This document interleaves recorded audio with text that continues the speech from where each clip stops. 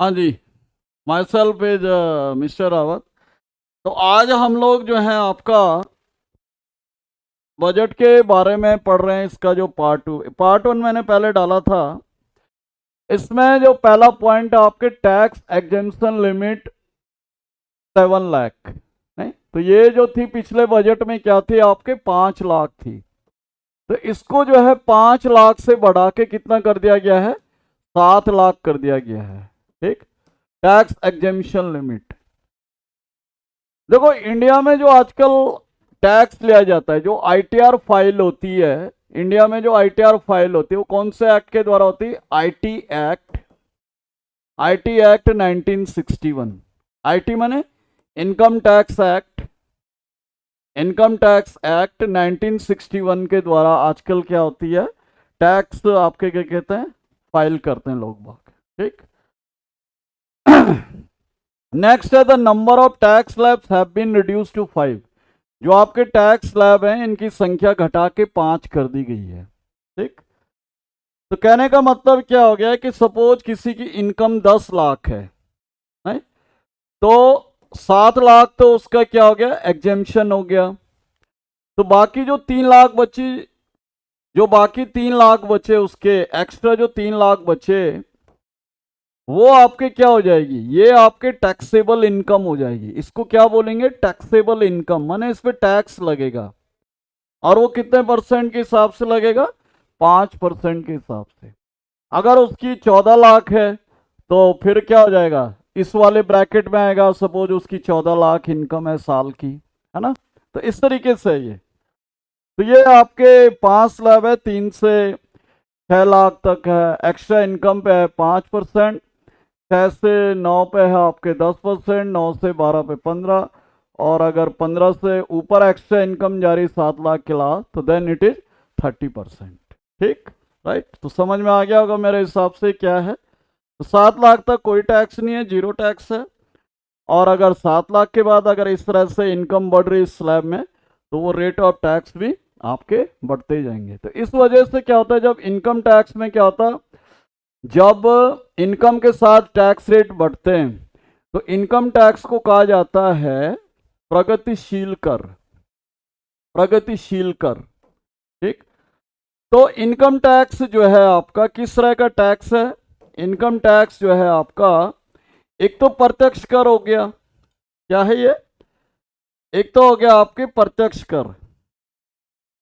Income tax जो है एक तो आपका प्रत्यक्ष कर है, और दूसरा क्या है आपके प्रगतिशील। प्रगतिशील। तो ये कई बार एग्जाम में आता है कि इनकम टैक्स जो है किस तरह का टैक्स है। तो यह है आपके direct, direct and progressive tax है। तो प्रोग्रेसिव क्यों है? क्योंकि इसमें जैसे जैसे इनकम स्लैब बढ़ रहा है, वैसे वैसे आपके क्या कहते हैं, क्या बढ़ रहा है, रेट ऑफ टैक्स भी बढ़ रहा है।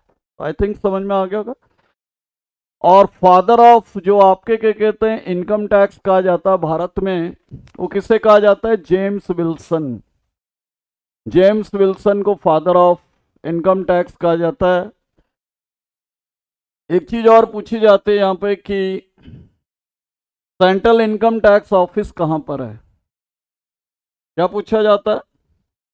Central income tax office.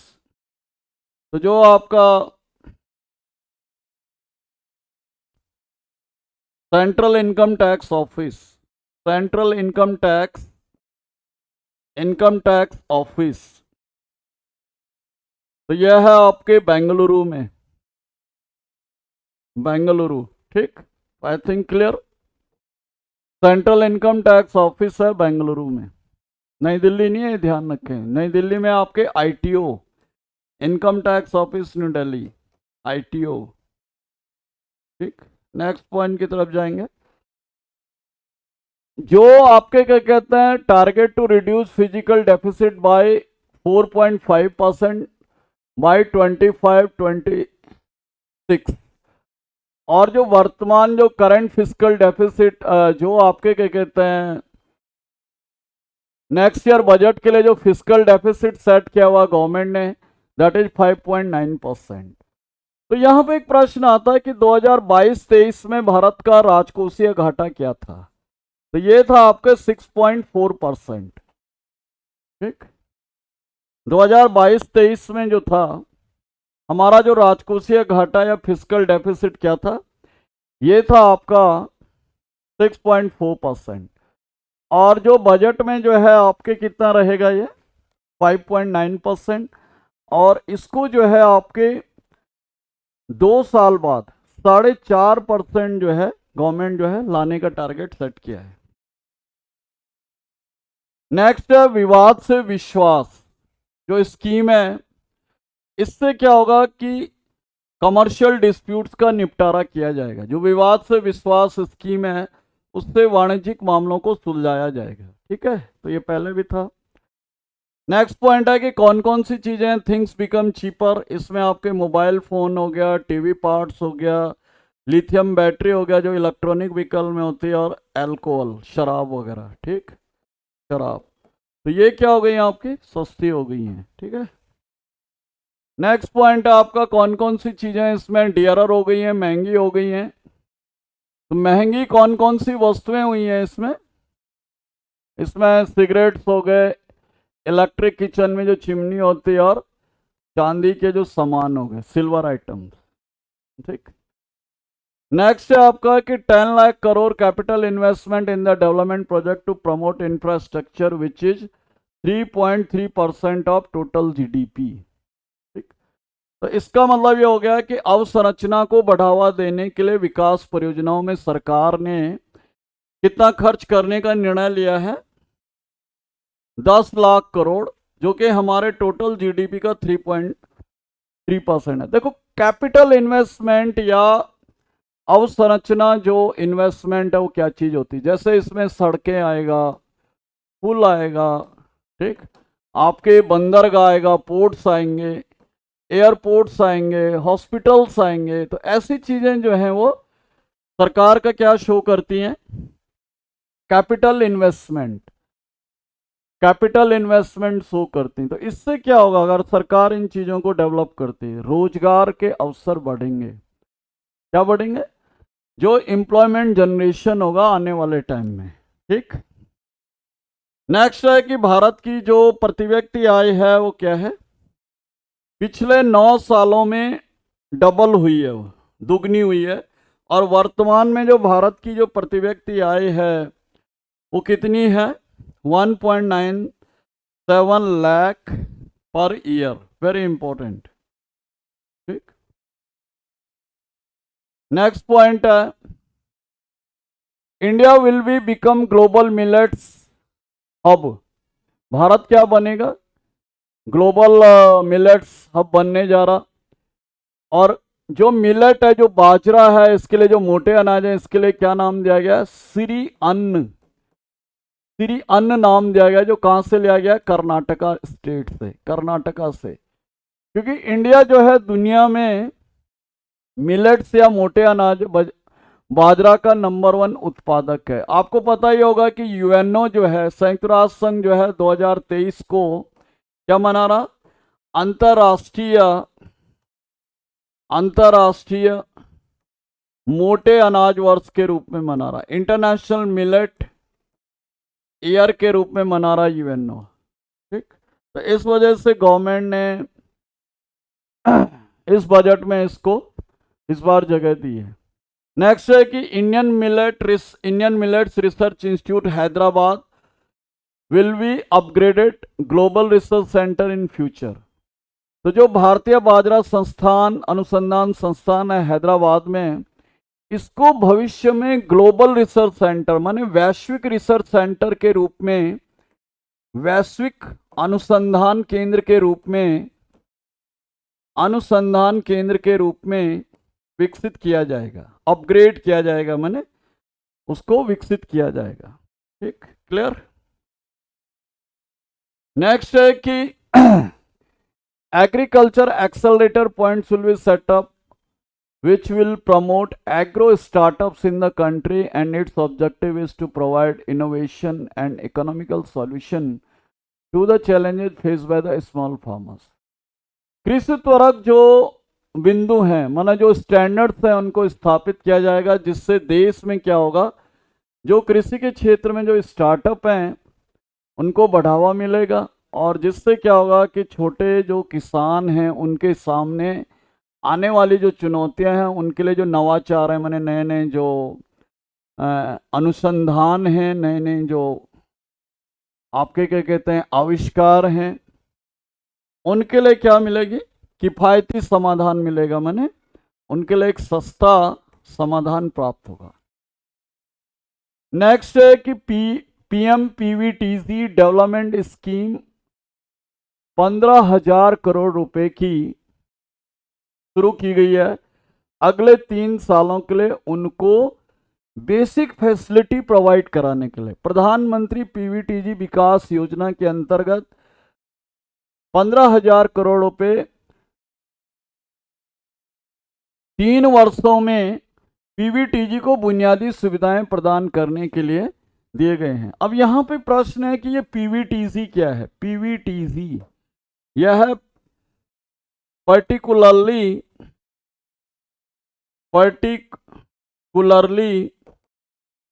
Vulnerable tribal groups, ठीक, ट्राइबल ग्रुप्स पीवीटीजी, ठीक। तो ये क्या है, आपके हिंदी में क्या बोलेंगे इन्हें, जो आपके असुरक्षित जो जनजातीय समूह हैं, विशेष असुरक्षित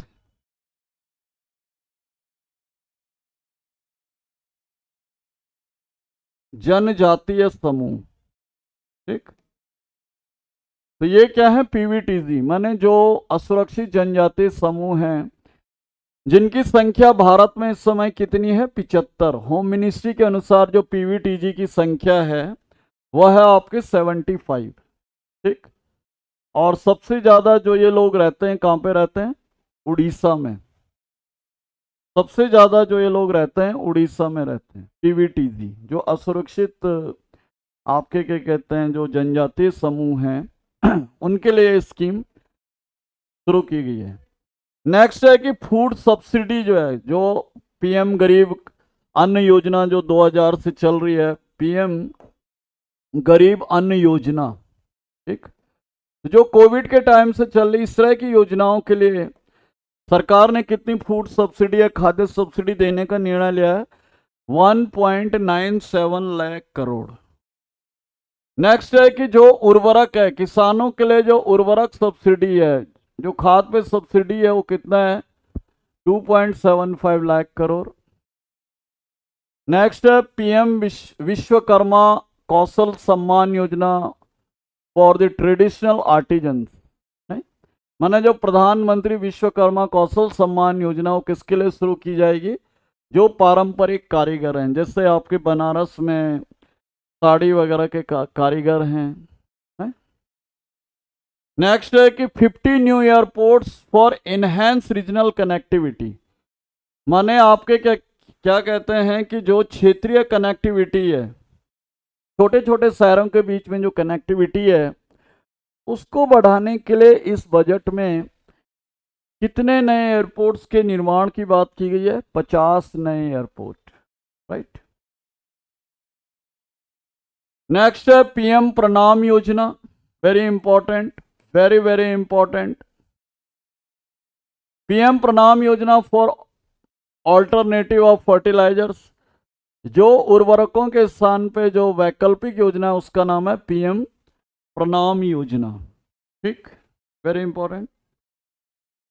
नेक्स्ट है कि महिला सशक्तिकरण के लिए क्या काम किया इस बजट में सरकार ने, विमेन एम्पावरमेंट के लिए।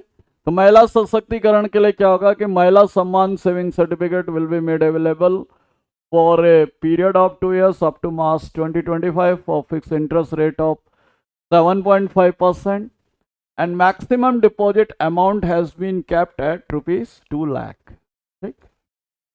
तो हिंदी में हो गया कि महिला सम्मान बचत प्रमाण पत्र मार्च 2025 तक 2 साल की अवधि के लिए 7.5% की निश्चित ब्याज दर के लिए उपलब्ध कराया जाएगा, और जिसमें अधिकतम महिलाएं जो हैं कितना रख पाएंगे इस अकाउंट में 2 लाख। ठीक, तो ये क्या करेगा, महिलाओं को सशक्त करेगा। महिलाओं में जो स्मॉल सेविंग्स है, छोटी बचतें हैं, उनको जो है क्या करेगा, बढ़ावा देगा। ठीक, नेक्स्ट है national digital library for children and adolescent. जो हमारे युवा हैं, जो किशोर हैं और बच्चों के लिए नेशनल डिजिटल लाइब्रेरी होगी। इसमें क्या होगा कि डिजिटलाइजेशन होगा लाइब्रेरी वगैरह का। और नेक्स्ट जो बहुत इंपॉर्टेंट पॉइंट है, डिसइन्वेस्टमेंट टारगेट ऑफ 51,000 करोड़। तो सरकार ने जो इस बजट में विनिवेश का लक्ष्य रखा हुआ है वो 51,000 करोड़ का रखा हुआ है। मतलब ये हो गया कि जो भी हमारे सरकारी जो भी संस्थान घाटे वगैरह में चल रहे हैं, सरकार उनको क्या करेगी, प्राइवेट सेक्टर को सेल आउट करेगी। ठीक, तो उसे कहा जाता है डिसइन्वेस्टमेंट करना। तो थैंक यू फॉर वॉचिंग, और इस वीडियो को लाइक करें, शेयर करें और सब्सक्राइब करें। और जहाँ तक इसकी पीडीएफ की बात है वो हमारे चैनल के आप डिस्क्रिप्शन से डाउनलोड करें। Have a good day.